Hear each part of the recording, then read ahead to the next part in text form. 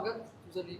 आणि मराठी मूळ एक जी आगळी वेगळी चळवळ आज करतायत मराठी संदर्भात, भाषेसंदर्भात.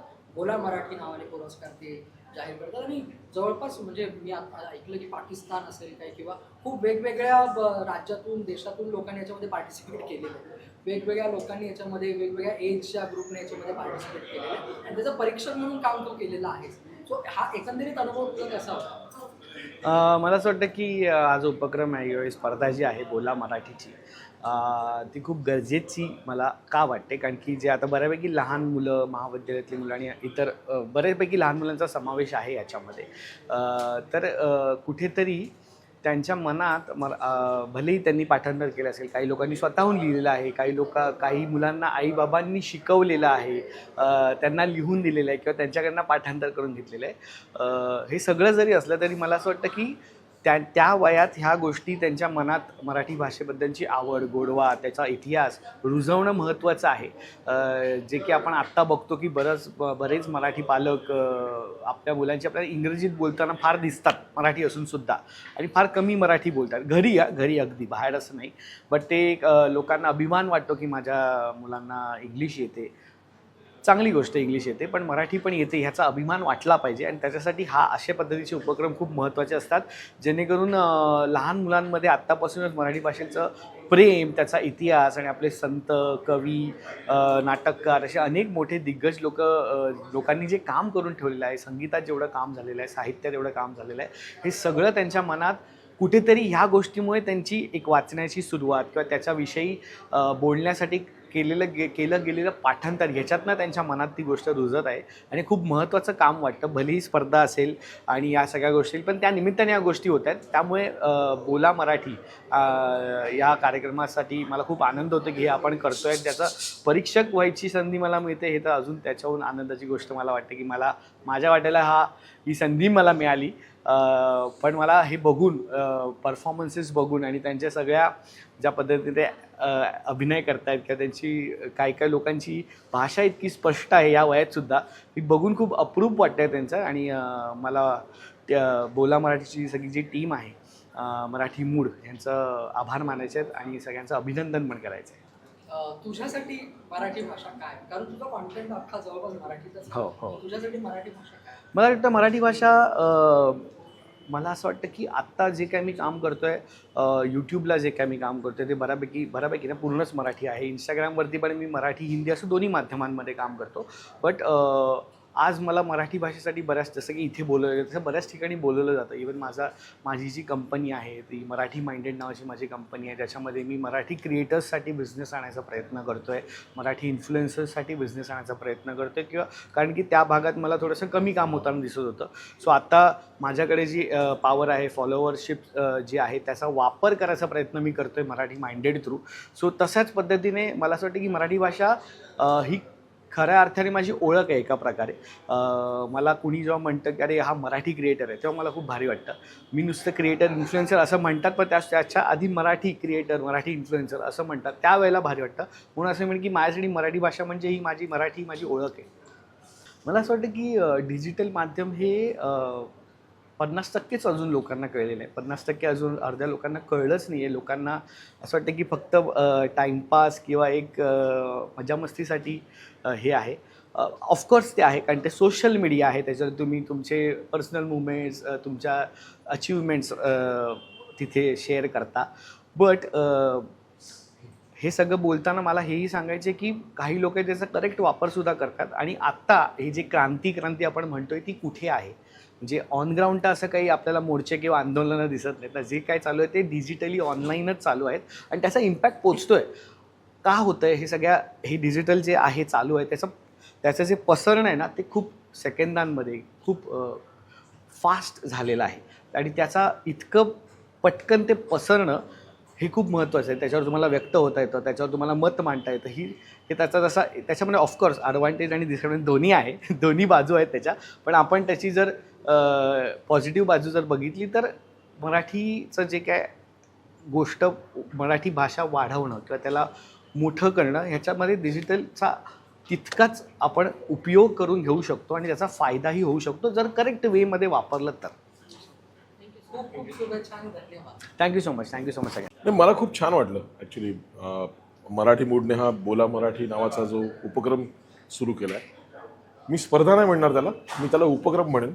कारण त्यानिमित्ताने मी जे बघतोय ना, तर अगदी लहान मुलांपासून ते महाविद्यालयीन मुलांपर्यंत सगळेजण आपापलं स्क्रिप्ट लिहित आहेत. ते मराठीसाठी लिहित आहेत, मराठीमध्ये लिहित आहेत आणि त्या निमित्ताने त्यांचा मराठी भाषेसाठीचा अभ्यास होतो आहे. म्हणजे फक्त मराठीबद्दल लिहायचं नाही आहे, तर मराठीचा इतिहास जाणून घ्यायचा आहे, मराठी भाषेचा जो काही अभिमान आहे तो त्यांच्या डोळ्यातनं आपल्याला दिसतो आहे. तर ह्या सगळ्या गोष्टी ना खूप छान आहेत आणि मला मराठी मूड्स आणि बोला मराठी ह्या उपक्रमाला ॲक्च्युली धन्यवाद द्यायचे आहेत की इतका सुंदर उपक्रम तुम्ही सुरू केला आहे. म्हणजे बऱ्याच स्पर्धकांचं असं म्हणणं आहे की अरे मराठी भाषेसाठी स्पर्धा घेतल्या जातात, तर माझं असं म्हणणं आहे की अजून 10 स्पर्धा घेऊया. पण जर मराठी भाषेचा जाज्वल्य अभिमान प्रत्येकाच्या डोळ्यात दिसत असेल तर मला या स्पर्धेचा भाग होणं मला आवडेल. मला मजा येईल खूप आणि मला खरंच मजा येते. निश्चितच. एक प्रश्न आवडतो असेल की आपण मराठी आहात आणि इतकं भव्य तुम्ही काम मराठीमध्ये करून ठेवलं, इतकं मोठं तुमचं योगदान आहे. 5 वर्ष इतिहास आणि आता संजय जाधव म्हणून मराठीशी तुमचं कशी नाळ आहे, कशा पद्धतीचा एक तुमचं त्याच्यावर बाबतीतची आस्था आहे ते म्हणतो. नाही, त्याबाबतीत मी एवढं नक्की म्हणेन की मी आत्तापर्यंत फक्त मराठी सिनेमाच केलेत दिग्दर्शित. आणि म्हणजे बऱ्याच वेळा असं होतं की मी संजय दादा हा कुठे मराठी बोलतो, हा ते हिंदी बोलतो. पण मला त्यांना सांगायला आवडेल ॲक्च्युली की माझी बायको आहे ना, माझी बायको पंजाबी आहे, पण आमच्या घरात मराठी बोललं जातं. आमच्या मुलीवर मराठी संस्कार आहेत. माझी मुलगी खूप छान मराठी बोलते. मी मराठी बोलताना मध्ये मध्ये हिंदी किंवा इंग्रजी भाषेचा वापर करणं हे ॲक्च्युली मी लहानपणापासून ज्या भागात वाढलो आहे, मी सिंधी कॅम्पात वाढलो आहे, लहानाचा मोठा झालो आहे, त्यामुळे मी तसा बोलायचो. पण जेव्हा मला कळायला लागलं की आपल्याला मराठी बोलणं खूप गरजेचं आहे, कारण मी जसा वागतो तसे माझे असिस्टंट्स वागतात, तसे मला फॉलो करणारे वागतात, तर मला ही माझी चूक सुधारली पाहिजे. आणि तेव्हापासून मी माझ्यामध्ये खूप बदल घडवून आणला आहे आणि मला खूप छान वाटतं आहे आता. मला हा पर्टिक्युलरली हा प्रोग्राम बघताना ना मला खूप मजा आली की ही लहान लहान मुलं पण ना मराठी भाषेबद्दल बोलत आहेत, मराठीत बोलत आहेत आणि त्यातली काही काही मुलं तर इतकी छान बोलतात. म्हणजे त्यांची संवाद फेक, त्यांचे शब्दावरचं वजन इतकं सुंदर आहे की ते बघताना माझा ऊर ॲक्च्युली भरून आला की अरे वा वा, किती छान संस्कार आहेत या मुलांवर. तर मला पुन्हा एकदा या बोल मराठी या कार्यक्रमाचं मला आभार मानायचे आहेत की वा वा, मला मजा आली, खूप मजा आली. आशादायी आहेच, कारण मला आता कळलं की हा जो उपक्रम आपण राबवला आहे बोला मराठीच्या माध्यमातून, तर याच्यात वेगवेगळ्या देशातनं पण एंट्रीज आल्या आहेत. तर हा किती छान उपक्रम आहे. तर ही डिजिटल युगामध्ये जर असं काही होत असेल की लंडनमधला मराठी माणूस पण, लंडनमधली मराठी मुलं, लंडनमधल्या मराठी कुटुंब ते जर याच्यात सहभागी होत असतील आणि ते आपल्या मुलांवर लंडनमध्ये संस्कार करत असतील मराठीसाठी, तर किती छान आहे. तर मला असं वाटतं की हा उपक्रम खूप छान आहे. आणि म्हणजे तुझ्या प्रश्नातच तुझं उत्तर आहे ॲक्च्युली की डिजिटल जी काही चळवळ चालू आहे, डिजिटल क्रांती चालू आहे, त्याच्यामध्ये आपण मराठी भाषा सर्वदूर पोचवायचा प्रयत्न करतो आणि यशस्वीरित्या करतो आहे. तर खूप छान आहे. स्पर्धा कम पुरस्कार नावाचा एक असा उपक्रम सुरू केला आहे, त्याच्यामध्ये तू परीक्षक त्याचं निवेदन करतेस आणि एकंदरीत तुझा हा सगळ्या कॉन्सेप्टशी, या संकल्पनेशी कसा संबंध आला आणि कशा पद्धतीने तू सगळं एन्जॉय केलं? मला एक अनिनावी फोन आलेला आहे आणि तो फोन उचलून माझं झालं की काय आहे, आज तुम्हाला यायचं आहे, आज निवेदन आहे. म्हटलं कसलं निवेदन आहे, असं घाईघाईत एक फोन येतो आणि तो असतो मराठी मूडच्या बोला मराठीसाठी. आणि ही माझ्यासाठी कायम भाग्याची गोष्ट असेल की ह्या चॅनलसाठी मला निवेदन करण्याची संधी दिली, तर त्यासाठी आधी सगळ्यांचे धन्यवाद. आणि मराठी हा जिव्हाळ्याचा विषय आहे आणि कसं मला पकडून इथे बोलवलं आहे त्यासाठी मी तुमची आभारी असेन.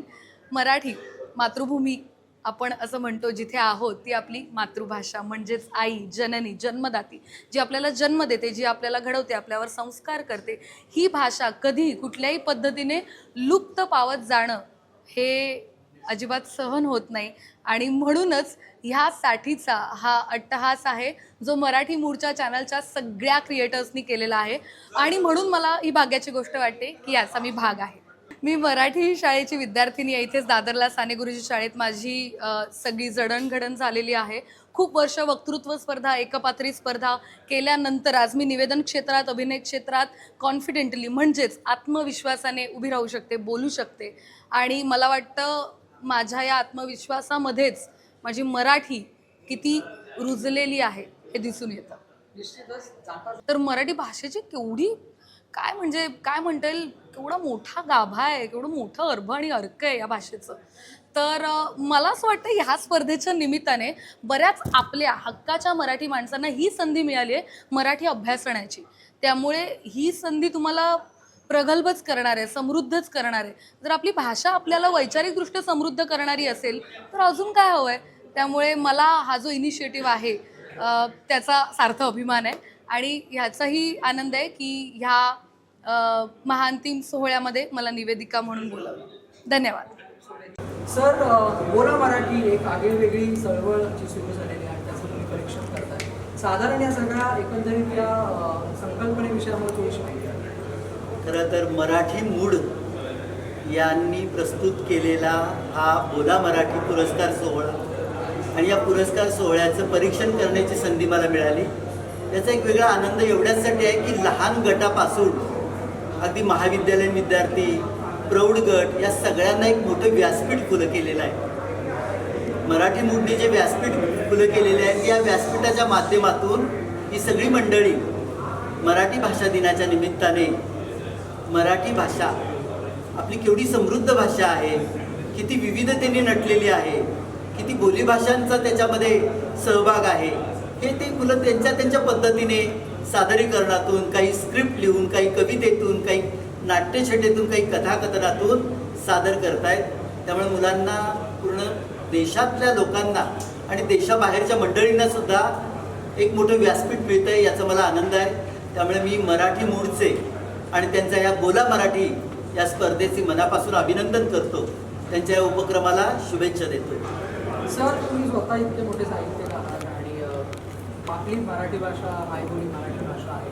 एकंदरीत आता जे सगळं वातावरण दिसतंय मराठी संघर्ष आणि या सगळ्या गोष्टी ज्या घडत आहेत त्याच्यानंतर एक साहित्यिक म्हणून आणि मराठी भाषिक म्हणून तुम्हाला काय वाटतं? तुमचा हा सगळा एकंदरीत याच्यावरती काय होतं? मला असं वाटतं की प्रत्येक माणसाने मराठी ही भाषा केवळ उत्सव किंवा आपला जागतिक मराठी भाषा दिन हा केवळ उत्सव म्हणून एका दिवसापुरता साजरा न करता तो आयुष्याचा आपला भाग बनवला पाहिजे. मी सगळ्या मराठी बांधवांना एवढं सांगेल की प्रत्येक महिन्याला आपण जेव्हा जमा खर्च करतो हिशोबाचा की बाबा किराणा मालाचे एवढे पैसे, घराच्या बिलाचे, लाईट बिलाचे एवढे पैसे, तर आपण पुस्तकांसाठी सुद्धा काही पैसे राखून ठेवले पाहिजे. आणि मराठी भाषेतली पुस्तकं दर महिन्याला आपल्या घरात आली पाहिजे. लहान मुलांच्या हातात पुस्तक दिलं पाहिजे. आपली मुलं वाचत नाही असं आपण म्हणतो, पण आपण त्यांना वाचताना दिसतो का? त्यामुळे घरामध्ये मराठी भाषेचं पुस्तक जर आलं, मोठी मंडळी वाचताना दिसली तर मुलंसुद्धा नक्कीच आपलं अनुकरण करतील, वाचतील. त्यामुळे मराठी भाषा जर आपल्याला येणाऱ्या पिढीमध्ये रुजवायची असेल, वाढवायची असेल, फुलवायची असेल तर मोठ्यांनी आपल्याला मुलांना पुस्तकांपर्यंत नेलं पाहिजे, पुस्तकांपर्यंत नेलं पाहिजे, त्यांना पुस्तकं हाताळू दिले पाहिजे. आणखी सगळ्यात महत्त्वाचं एक लेखक म्हणून मला वाटतं की आपण मराठी भाषेची सुरुवात आपल्या घरापासून केली पाहिजे. आपलं स्वतःचं मूल आपण मराठी भाषेच्या शाळेत का घालू नये? अहो, मराठी भाषेतून शिक्षण घेतल्यानंतर ज्या संकल्पना असतात त्या अगदी मुलांच्या डोक्यामध्ये इतक्या फिट्ट होऊन जातात की ते विसरत नाहीत. आणि म्हणूनच मराठी भाषेतून मिळालेलं शिक्षण हे मुलांच्या आयुष्यात चिरकाल टिकणारं आहे. मराठी भाषा ही केवळ भाषा नाही तर ती आपलं अस्तित्व झाली पाहिजे, आपला आत्मविश्वास झाली पाहिजे असं मला वाटतं. शेवटचा प्रश्न असा की मला वाटतं आपली मुलं आता ऑनलाईनच्या पूर्वी करोना होता तेव्हा काय झालं, आपण मुलांना मोबाईल घे आणि अभ्यासाला बस म्हणायचो. पण करोना गेला, मुलांच्या हातातला मोबाईल मात्र गेला नाही. मग मुलांच्या हातात असलेल्या मोबाईलचा आपल्याला चांगल्या पद्धतीने उपयोग कसा करून घेता येईल हे आपल्याला मराठी मूडने आणि त्यांच्या या बोला मराठी या कार्यक्रमाने सांगून दिलेलं आहे. हे उत्तम उदाहरण आहे की मुलांच्या कलाने आपण त्यांना कसं आपण या मीडियाच्या माध्यमातून त्यांच्यामध्ये मराठी कसं रुजवता येईल, कसं फुलवता येईल, आपण याचा उपयोग करून घेतला पाहिजे.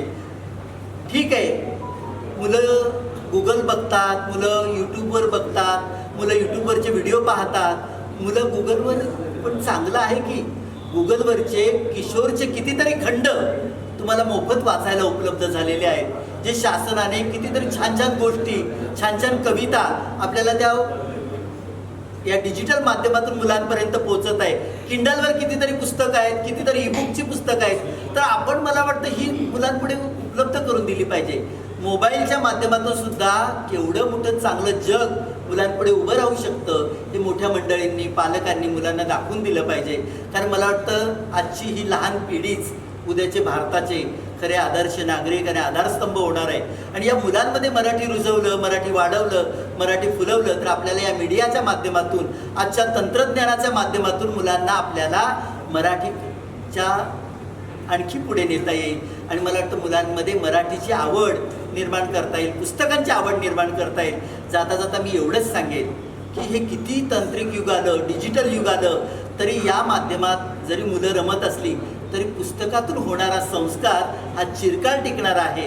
या माध्यमाचा उपयोग करून करून आपल्याला मुलांना पुस्तकांकडे न्यायचं आहे, हे मात्र आपण विसरता कामा नये. सर नमस्कार. आणि मराठी मूळ एक वेगळी चळवळ तुम्ही राबवता आहात, एक वेगळी डिजिटल क्रांती या मराठी भाषेकरिता, भाषेच्या संवर्धनासाठी तुम्ही करताय. एकंदरीत ह्या संकल्पनेविषयी ही कशी ह्याचा उगम झाला या संकल्पनेचा, आणि कशा पद्धतीने हे आता सत्यात उतरलेलं आहे? सर्वात पहिलं तर मराठी भाषा गौरव दिन आहे. तर मराठी भाषा गौरव दिन आहे आणि as a channel, Marathi mood channel काय केलं पाहिजे मराठी भाषेसाठी. तर सध्या शाळांवर सिनेमे येत आहेत की मराठी भाषेच्या शाळा बंद होत आहेत, लोकांना मारलं जात आहे मराठी बोलायला लावायला. तर आम्हाला असं वाटलं की यार मराठी एवढी आपली छान भाषा आहे, ह्याच्यासाठी हे सगळं करायची गरज नाही आहे. आपण प्रेमाने लोकांना म्हणतात इन्स्पायर केलं पाहिजे की त्यांना मराठी बोलायची इच्छा झाली पाहिजे. आणि कुठेतरी म्हटलं इन्स्पायर करायला सर्वात चांगलं काय आहे तर बक्षीस. तर आम्ही विचार केला की आपण असं काहीतरी एक उपक्रम राबवूया ज्याने लोकांना वाटेल की अरे यार मराठी बोलली पाहिजे. आणि जसं तुम्ही बघितलं आपल्याकडे या स्पर्धेमध्ये अमराठी लोकांचे पण सहभाग आहे. मला तुम्हाला सांगायला आवडेल, आपल्याला पाकिस्तानमधून पण 2 एंट्री आल्या आहेत आणि ते मराठी बोलणाऱ्या लोकांचे आहेत. तर दुबईमधून आले आहेत, बाकी देशातून पण आले आहेत. सगळ्यांना आपण पारितोषिक देऊ शकत नाही, पण एवढी मराठी बोलणारी लोक जगभर पसरली आहेत आणि आपल्याचकडे महाराष्ट्रात ती नाही होते. त्यासाठी एक छोटासा प्रयत्न होता की असा एक उपक्रम राबूया मराठी मूड करून की लोकांना मराठी बोलायला अजून प्रेरित करता येईल. सर्वात पहिलं तर बोलायला आम्ही काही क्रांती घडवत नाही, कारण आज मराठी भाषा बोलण्यासाठी काही क्रांती घडवायची गरज नाही. थोडंसं आपलं सगळ्यांनी बोलायला सुरू केलं तर सगळे बोलतीलच. खूप वर्षापासून जर तुम्ही बघितलं मुंबईत पारसी असतील, गुजराती असतील, मारवाडी असतील, सगळेच बोलत होते मराठी. ते आता थोडं आहे, जे काही कारण आहे त्या राजकारणात आपण जायला नको. आणि उपक्रम म्हटलं तर आम्ही ॲज अ चॅनल जसं तुम्हाला बोलू, फक्त मराठी अस्मिता आणि मराठी ह्याच्यावरच आम्ही अडकलो आहे आणि मला वाटतं तेच आम्ही करत राहणार. ह्या वर्षी आम्ही खूप छोट्या ह्याच्यावर केलं. आम्ही फक्त 4-5 दिवसासाठीच हा इव्हेंट केला, कारण आम्हाला बघायचं होतं की होतं काय, कारण आमची टीम छोटी, आमचा चॅनल नवीन आहे. एवढं सांगतो की जो प्रतिसाद मिळाला आहे, पुढच्या वर्षी हा कार्यक्रम नक्कीच मोठ्या स्केलवर होणार, मोठ्या पद्धतीने होणार. ह्या वर्षी जेवढ्या एंट्र्या आल्या आहेत 4 दिवसात, 2 दिवसात, पुढच्या वर्षी मला माहिती आहे आम्ही हा महिनाभर राबवू आणि खूप जास्त लोकांना हा प्लॅटफॉर्म देऊ आणि जास्तीत जास्त लोकांना मराठी बोलायला प्रेरित करू. हेच आमच्याकडून अपेक्षा आहे, ह्याच आमचा प्रयत्न आहे. क्रांती वगैरे काही नाही आहे. रत्न मराठी मीडियाला सबस्क्राईब करा, बेल आयकन बटन दाबा आणि ह्या व्हिडिओला नक्की लाईक करा आणि तुमच्या प्रतिक्रिया कॉमेंट बॉक्समध्ये नक्की कळवा.